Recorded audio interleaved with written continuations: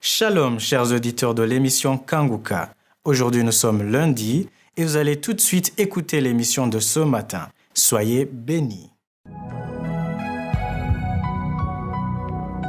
Shalom, chers auditeurs de l'émission Kanguka. Mon nom est Chris Dikumana. Aujourd'hui, nous sommes lundi. Vous allez suivre la première partie avec le serviteur de Dieu, Esdras Biranguza, et moi, je vais continuer dans la deuxième partie.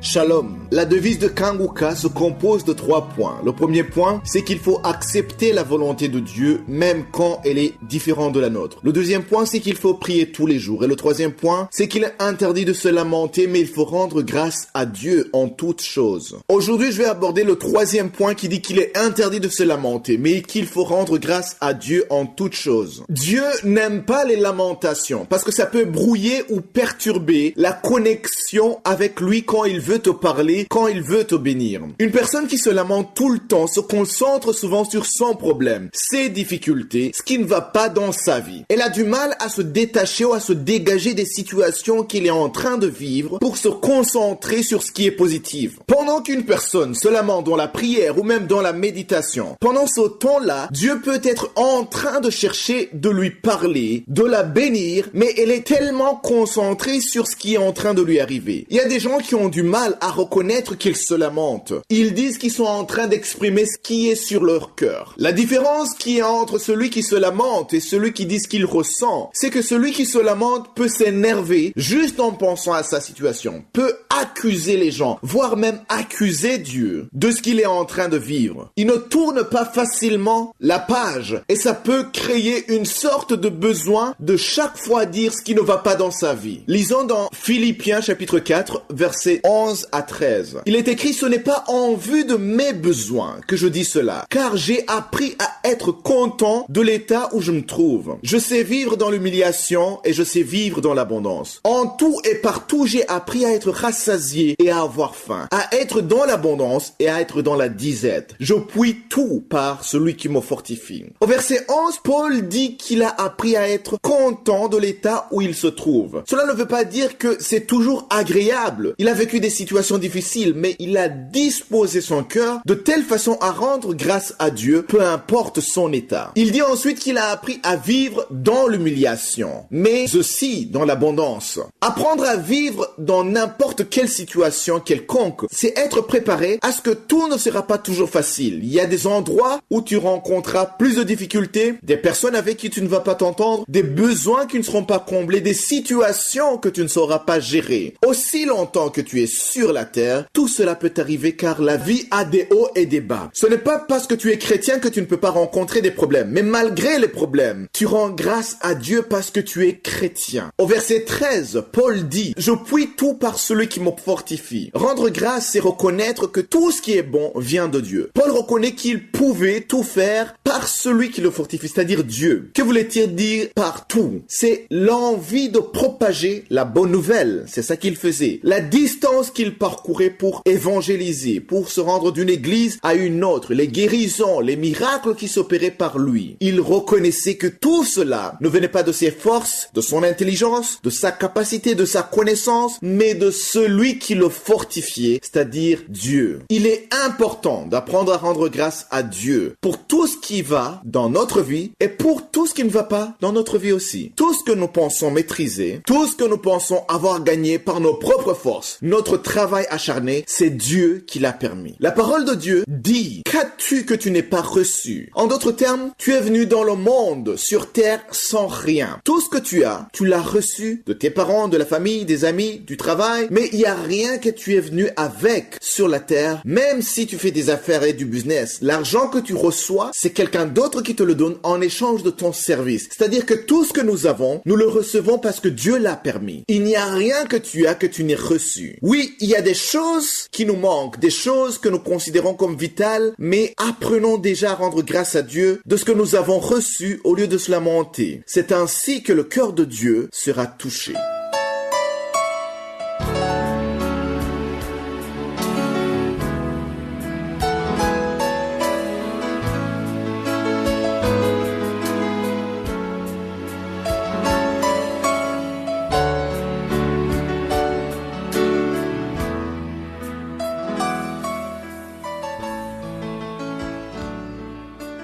Nous sommes maintenant dans le moment réservé à l'enseignement. Nous continuons avec l'enseignement que j'ai commencé le 11 novembre. Un enseignement que j'ai intitulé « Le commerce des prophéties et des miracles ». Si tu es nouveau dans l'émission Kanguka, c'est mieux que tu visites la section des archives et que tu écoutes tout ce que j'ai déjà dit depuis le début. C'était le 11 novembre. J'aimerais vous parler de quelque chose de très important pour continuer, et c'est une sorte de lumière sur les enseignements parce que j'ai entendu des réactions et j'aimerais donner un peu de lumière. Avant tout, il faut qu'on comprenne que je suis en train de parler des dons du Saint-Esprit. Voilà, je vais insister sur le cas des dons du Saint-Esprit. Je ne parle pas de tous les dons qui viennent de Dieu, parce que tous les dons viennent de Dieu. Si tu es très intelligent, c'est un don de Dieu. Si tu es un grand athlète, c'est un don de Dieu. Il y a des dons du Saint-Esprit, et ce sont ces dons que Jésus a dit que vous avez reçus gratuitement et vous devez donner gratuitement. Il a dit ça dans Matthieu 10, verset 8. Donc je vais insister sur ça, parce que quelqu'un peut m'écouter et conclure que j'ai dit que tous les dons doivent être donnés gratuitement. Non, il y a des dons que Dieu donne, que tu peux utiliser pour vivre, que ça devient ton gagne-pain ou que tu peux utiliser pour le business, pour le commerce, c'est pas grave. Mais là où j'insiste, ce sont des dons du Saint-Esprit. Par exemple, si Dieu t'a donné le don de prier pour les malades, le don de prophétiser, le don de prêcher, tu es un évangéliste, tu es un pasteur, tu es un serviteur de Dieu, tu es un chanteur qui chante pour l'Éternel, tu es un musicien pour la gloire de Dieu. Tous ces dons, tu es censé utiliser ça pour l'édification de l'Église sans exiger de l'argent. Et aujourd'hui, j'aimerais donner un peu de lumière concernant les chantres, parce que je vous ai dit que le don de chanter, ça fait partie des dons du Saint-Esprit pour la gloire de Dieu. Je veux donner un peu de lumière parce que j'ai appris que depuis que j'ai commencé cet enseignement, il y a des chantres qui ont commencé à partager des audios parlant de cet enseignement et ils ont mal interprété mon enseignement. Ils ont conclu que j'ai demandé à toutes les églises de payer les chantres. Ce n'est pas ce que j'ai dit. Et ils disent ça en se référant à l'enseignement du livre de Néhémie. Vous savez qu'on vient de terminer le livre de Néhémie et ils vont dans Néhémie chapitre 11 verset 23 où on voit que le roi avait donné l'ordre qu'il fallait donner un salaire fixe aux chantres chaque jour. Voilà pourquoi j'aimerais donner un peu de lumière aujourd'hui. J'ai bien dit que l'église est censée s'occuper des chantres comme elle s'occupe des serviteurs de Dieu, des pasteurs. Et je le dis parce que j'ai remarqué que dans les pays développés comme aux États-Unis, en Europe, j'ai remarqué que les églises s'occupent des chantres. Ils valorisent les chantres. Mais en Afrique, ce n'est pas le cas. En Afrique, chanter, c'est comme juste chanter pour chanter. Mais on ne valorise pas les chantres. Voilà pourquoi j'ai beaucoup insisté sur ça. Dans beaucoup d'églises américaines, si on remarque que quelqu'un a un don de chanter ou un don de diriger les autres et qu'il est très utile dans l'église pour l'édification de l'église pendant la louange, l'église soutient matériellement et financièrement le chantre pour l'intérêt du royaume de Dieu. Mais ça, on le fait quand on a les moyens. Je dois rectifier. Si l'église n'a pas les moyens de le faire, on ne le fera pas. L'église ne peut que faire ce qu'elle peut faire avec les moyens qu'elle a. Tout ce que j'ai dit, j'essayais d'insister en montrant aux pasteurs, aux dirigeants de l'église qu'il faut prioriser et donner une grande importance aux chantres parce qu'ils occupent une place très importante dans l'église. La louange et l'adoration, c'est quelque chose de très important. Ça libère, ça chasse les démons et ça prépare les cœurs à recevoir la parole de Dieu sans obstacle. Ici, d'un côté, je dois m'adresser aux chantres qui m'écoutent. Vous qui avez le don de chanter ou les musiciens, si vous êtes à l'œuvre de Dieu pour louer, pour guider l'église dans la louange et l'adoration, si Dieu vous ouvre des opportunités dans des concerts ou dans des croisades, n'exigez pas de l'argent. Donnez gratuitement et Dieu vous bénira. Ici, je m'adresse aux chantres et aux musiciens. Et d'un autre côté, je m'adresse aux chrétiens qui vont dans des concerts, qui aiment la louange, qui aiment l'adoration. Si vous aimez ça et si vous êtes bénis, bénissez les chantres, bénissez les musiciens. N'écoutez pas seulement, ne recevez pas seulement, ne dites pas que Dieu vous bénisse. Si vous avez quelque chose,